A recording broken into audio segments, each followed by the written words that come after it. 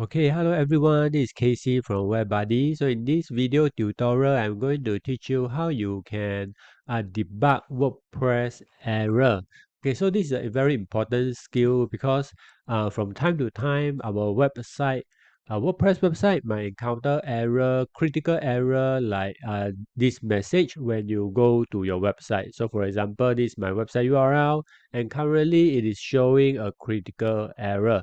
So in this video, I'm going to show you the steps to do so that you can find out what is the issue that's causing this critical error to your website. Okay, so the first thing is that when you encounter this critical error message in your website, we need to enable the debugging mode in WordPress so that WordPress can tell us what exactly is the error. So in order to do so, you need to go to Google and let us Google for WordPress debug. Okay, enter.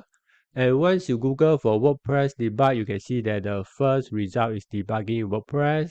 And click on it. We will need these few lines of coding. So all this coding, we will need to copy and paste into our WP config file. So I will show you where you can get that.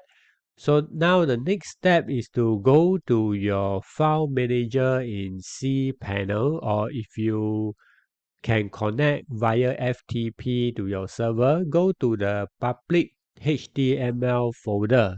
So this is my public HTML folder, double click.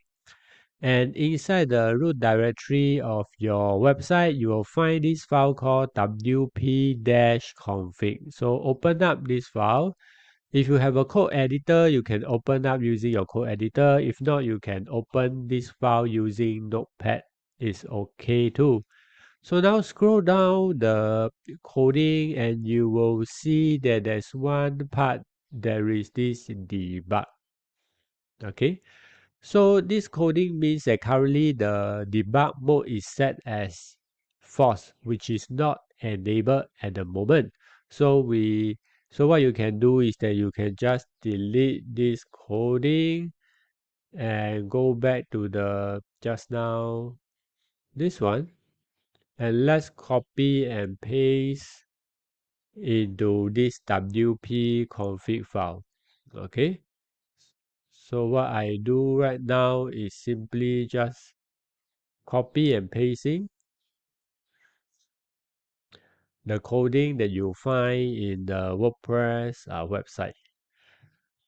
Okay, so these few lines of coding means that I'm going to enable the WordPress debug mode, and WordPress is going to write down the issue into the logging file and do not display the issue to the public visitors.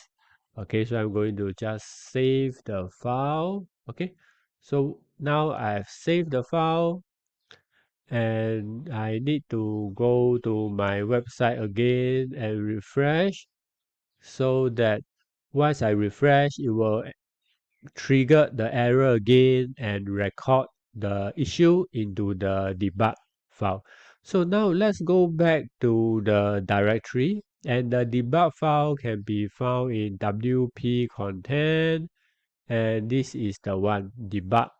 So if you go to your cPanel, you go to WP-content folder, which is this one, WP-content, double click, and you can see the debug file is inside. So you just double click on it and open it up. You can refer to the latest one. So 4th May, 6th May. So this is the one.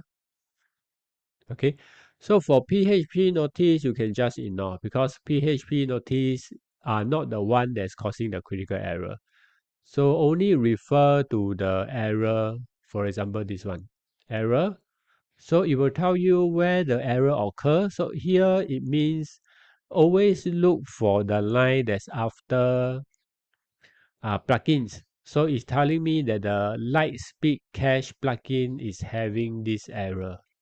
Okay, so this means that this plugin is giving me issue. So if I disable this plugin, then the website will be up again. But currently, I cannot log into my website because it's always showing me this error. So I'm going to teach you a way to disable the plugin inside your file directory. So inside the WP content folder, you will find there's a plugin folder. So look for the plugin that's causing the issue. So from the debug line, it says Lightspeed Cache plugin is causing the issue. So I'm going to rename this plugin. Okay, just rename this plugin and add something like deactivate dash enter. Okay, so this will manually deactivate this plugin. So now let's go to the website and refresh again. Okay, so now my website shows up already. So once your website shows up already, you can log in to the backend and you can start to do the necessary work. Okay, so that's the steps to do to debug the WordPress error in your website. Most of the time, it is those plugins that's causing the issue. So once you deactivate the plugin, you will be able to see your website.